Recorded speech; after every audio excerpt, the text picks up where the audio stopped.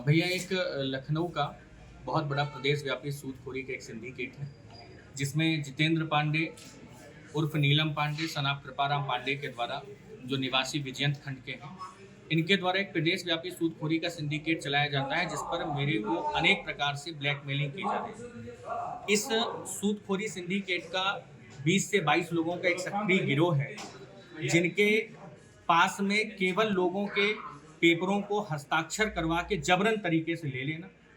और इसके बाद में उन पेपरों को कूट रचना करके उनके विरुद्ध फर्जी मुकदमे लिखाना, यही एक पूरा काम है, जिसके मैंने सारे साक्ष्य भी अभी आप सबको दिखाए हुए हैं। साथ साथ में इस प्रकरण को एक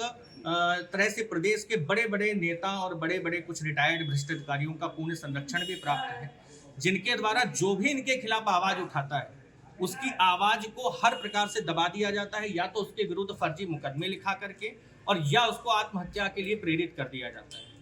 इस वक्त की स्थिति पर आप सबके समक्ष में मेरा खड़ा होना इसलिए आवश्यक है क्योंकि सूदखोरी सिंडिकेट के द्वारा मुझे आज 1 साल से प्रताड़ित किया जा रहा है, जिसकी सूचना मैंने प्रदेश के हर उच्चाधिकारी को भी दिया, यहाँ तक कि अपने जिले के संभ्रांत अधिकारियों को भी दिया। उनके द्वारा भी मुझे समझौते करने का दबाव तो बनाया, पर न्याय करने की बात किसी के द्वारा नहीं कही गई कि आपका न्याय किया जाएगा। इसलिए मैंने जिला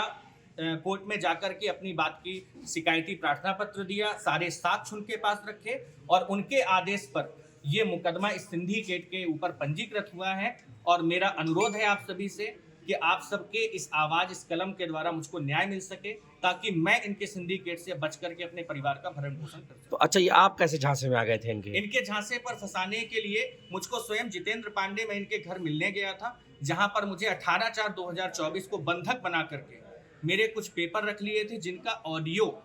और वहां की पूरी लोकेशन की स्थिति मैंने उच्चाधिकारियों के पास जांच में संलग्न करवा दी है। और साथ साथ में उस दिन की घटना को लेकर के कुछ एक तरह से कहा जाए कि ये बताया था कि एसटीएफ के लोग हैं, जिस पर ये बताया कि एसटीएफ के लोग आ रहे हैं और तुमको उठा के कहीं ले जाएंगे, जो हम कह रहे हैं वो करो। उस दिन इतना डर गए कि अपनी लाइसेंसी रिवाल्वर लगा करके इस आदमी ने हमारे विरुद्ध में, और हमारे साथ में मदन गुप्ता जी भी मौजूद थे जो हमारे शिष्य हैं, वो भी वहां थे, उनको भी बंधक बनाया और हमारे उनके कुछ पेपर और उनसे ब्लैंक चेक हस्ताक्षर करवाए, जिसके समक्ष साक्ष्य और पूरा प्रकरण मैंने हर उच्चाधिकारी के पास में सबमिट करवा दिया। नहीं, आपके साथ क्यों ऐसा किया? ऐसा क्या रहा कि आप उसके घर गए, क्यों गए? घर केवल एक समझौता करवाने के लिए गया था। किस ये बात? जो हमारे शिष्य मदन गुप्ता जी हैं, ये काफी समय से उनको प्रताड़ित कर रहे हैं, उनके समझौता के लिए गया, लेकिन मुझे ये नहीं पता था कि इसकी आपराधिक मानसिकता इतनी ज्यादा हो चुकी है कि ये उनके साथ साथ मुझको भी बंधक बना लेगा वहां। उनका किस बात का विवाद था, क्या समझौता था? उनका विवाद कुछ नहीं है, उनका ये है कि इनके बीच में कुछ व्यापारिक लेन देन हुआ है और व्यापारिक लेन देन के तहत में इन्होंने ब्याज में पैसा दिया है और उस ब्याज के पैसे के साथ में अतिरिक्त ब्याज से पैसा भी वसूल लिया और एक गारंटी के रूप पर एक भंडारण बालू का करवाया था, उस पे भी कब्जा करके बेच लिया। और जिस रकम की